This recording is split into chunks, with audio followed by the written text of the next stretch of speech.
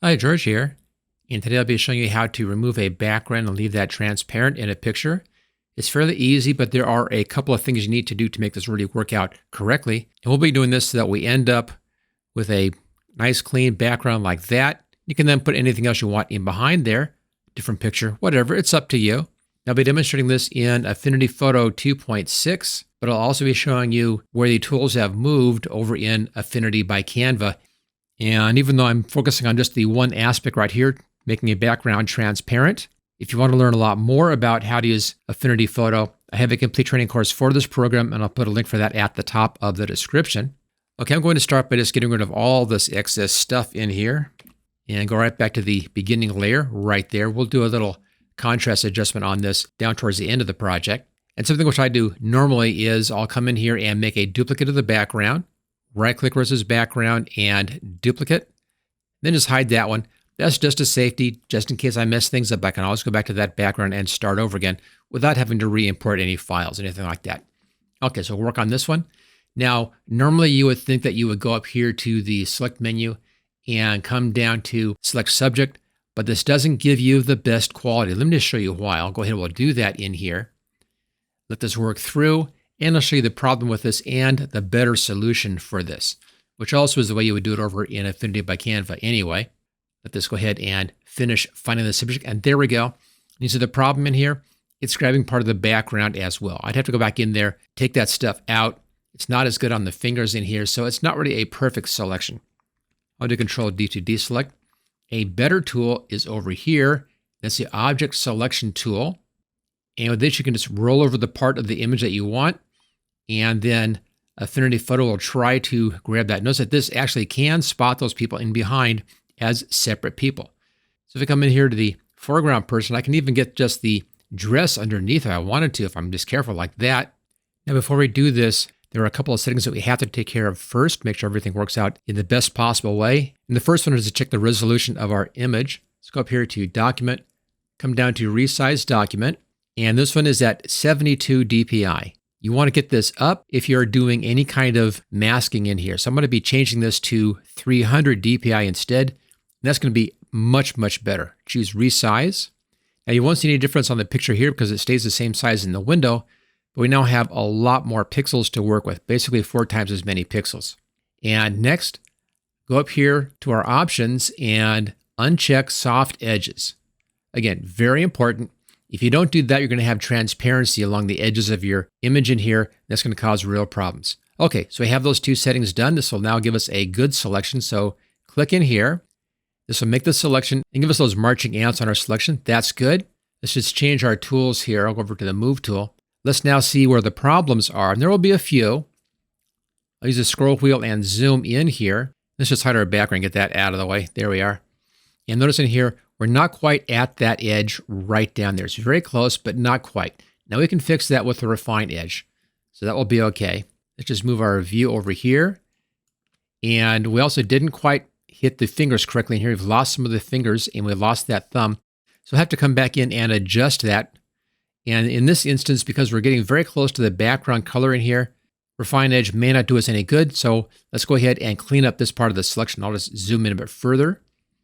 Let's take a new selection tool, go over here for our rectangular marquee, hold the mouse button down, and then choose Freehand Selection Tool.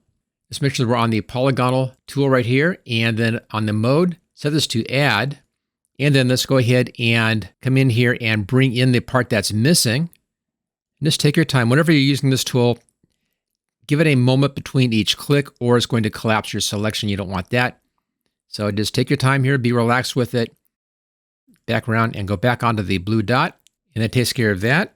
Let's now get the ends of the fingers in here that were missed. Let's come up and around.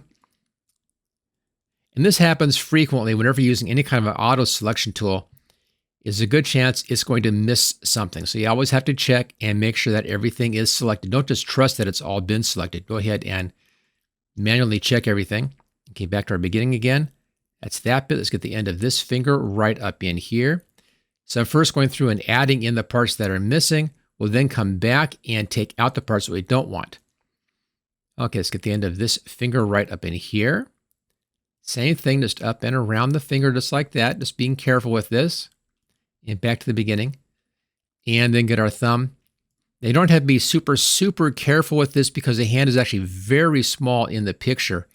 And if it's off by just a little bit, no one's going to notice. If the thumb is missing, they will notice that. Okay, back to the beginning. So that's our added section. Let's now switch our tool over here to subtract. And let's take out this bit right in the middle here. Just come in and get this. And whenever I'm selecting along an edge like this, I try to be right in the middle of the gradient where it's changing from foreground to background. And back to our blue dot. Get that right down over here as well.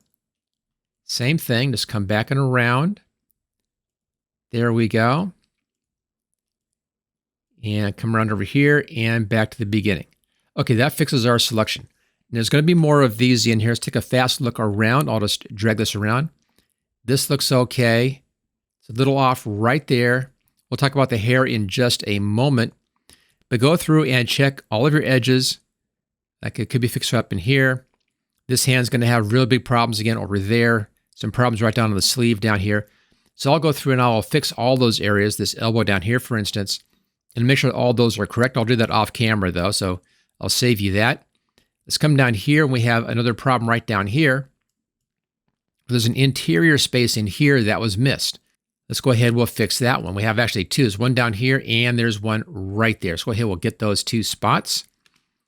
Same thing, I'm still on that subtract tool. And let's go through here and carefully take out that section in the middle here that we don't need. Just work your way up and around. Now right up here, I could maybe split this. Let's go ahead, we'll do that. Now if your selection collapses on you like that, that's okay. Just continue doing it and start here and do the other side. Not a problem. Sometimes if you click too fast with this tool, you will find your selection collapsing like it just did on me there. That's okay. We just do the second half of this. That's perfectly fine. Okay, come up to here. Let's come back down and to the blue dot again. There we go. Hold the space bar down. Let's get this top section. I think I can work right off of that beginning right there and bring this up and around. There we go. You can actually see how out of focus this is once we've zoomed in this far. It's not really super, super crisp, but that's okay. Most photographs are not super crisp when you're zoomed in. So again, don't think that you're out of focus. It just looks that way. We're looking at it this close in. You get that out of focus feel to it. Okay, that's good. Little problem on the leg here. I'll fix that again off camera. Let's check the bottom down here. You missed this section. I can take that out and I can fix this piece over here where some of the background shadow is showing. So those need to be fixed as well. Let's continue on back up around. Okay, so I'll go through and I will do that first. We then can fix some things that can be fixed with the refine tool, and that's right up here. The main one you want on the refine tool is the hair, but let's start off with some of the edges in here. Click on refine. Let it go through and think about this. There we are. And then simply take your brush and brush along the area that you want to have Affinity Photo re-examine, and it should go back in and find the edge more successfully this time.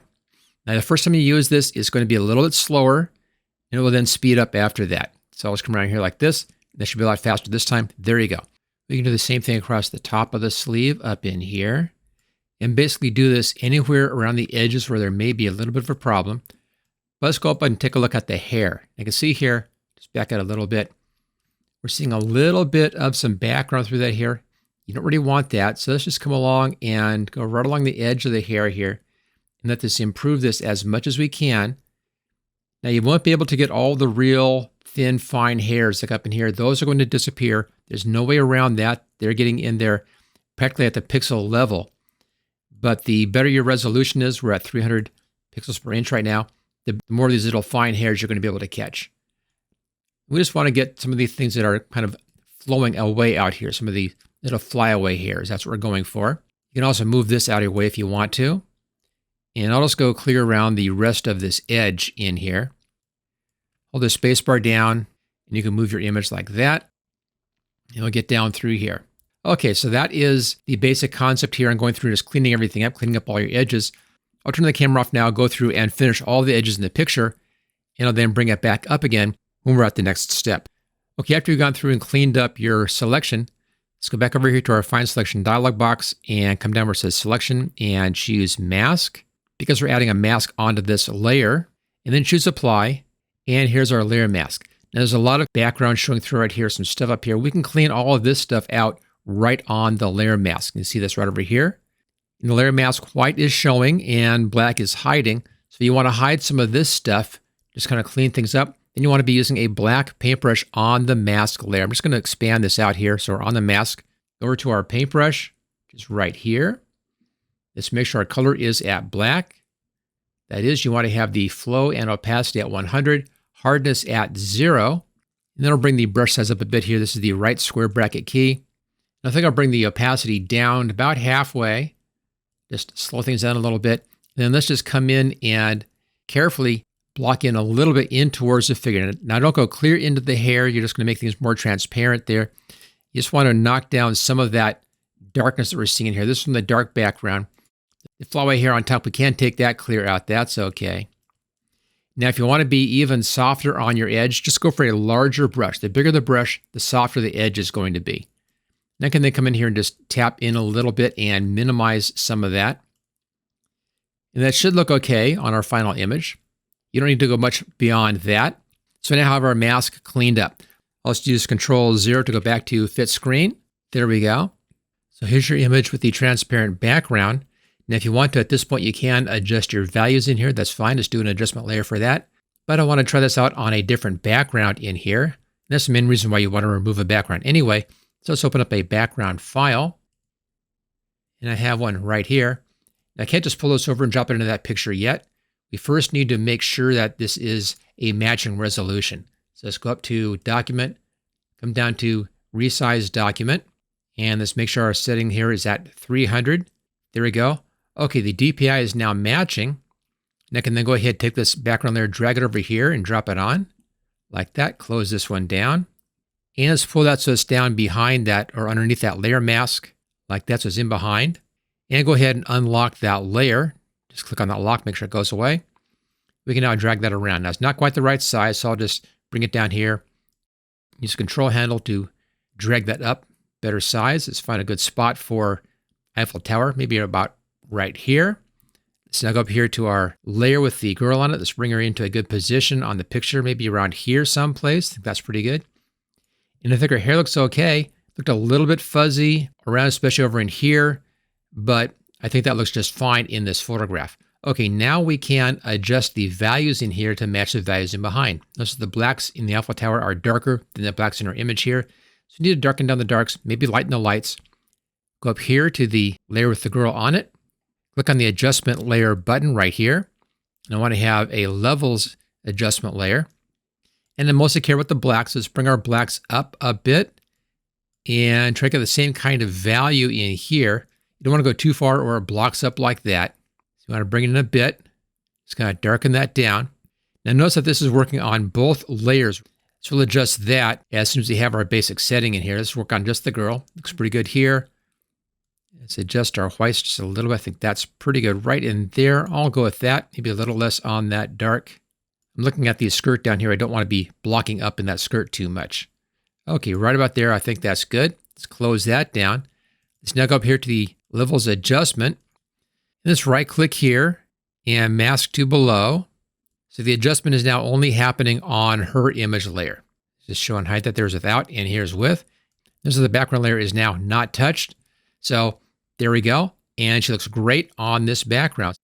Okay, let's go ahead and take a quick look over at Affinity by Canva. And I'll just show you where these different tools we've used here are over in that program because they're a little bit different sometimes, but the main project works exactly the same once you know where the tools are hiding. Okay, switch over there right now. Okay, here we are in Affinity by Canva, and we're in the Pixel section up here, Pixel Studio. This is basically the same thing as the earlier Affinity Photo. They just renamed that Pixel, and of course, Affinity by Canva has the 3 old programs inside of the one interface, but they still work as separate programs. So we're looking at Affinity Pixel, and the first thing we did was to increase the resolution. You find it up here under Document, and Setup, Document Setup, and right here, where it says Document, you can change your pixels right in here. Of course, we went from 72 up to 300, and you do that right here. So that's a little bit different. It's a different location for that. Again, that's document setup and document setup. Now, the tools we used, we first did over here the object selection tool. It looks different, but it works exactly the same. So click on that.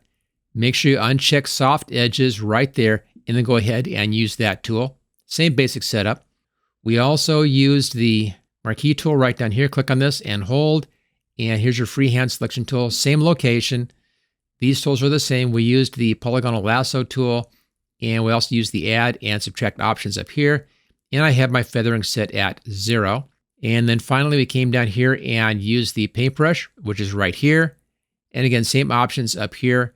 They're not labeled. If you roll over it like this, you can actually see what it says. There you go, opacity.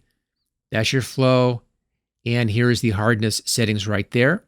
And let's go back up here to the lasso tool. And here's the refine dialog box. Let's go ahead and click on that one. It's exactly the same as the previous refine selection.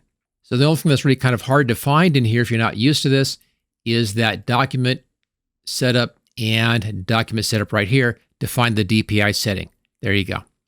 Now, if you want to learn a lot more about how to use Affinity Photo, I have a complete training course for this. It covers version 2.6 and earlier of Affinity Photo. And as you've seen, it will also work for Affinity by Canva once you know those few little differences on where the tools are located. It's a great way to learn this whole program, and I'll put a link for this at the top of the description. If you enjoyed this video, make sure you hit that thumbs up. Also, make sure you subscribe. I do new videos all the time, and I'll see you next time.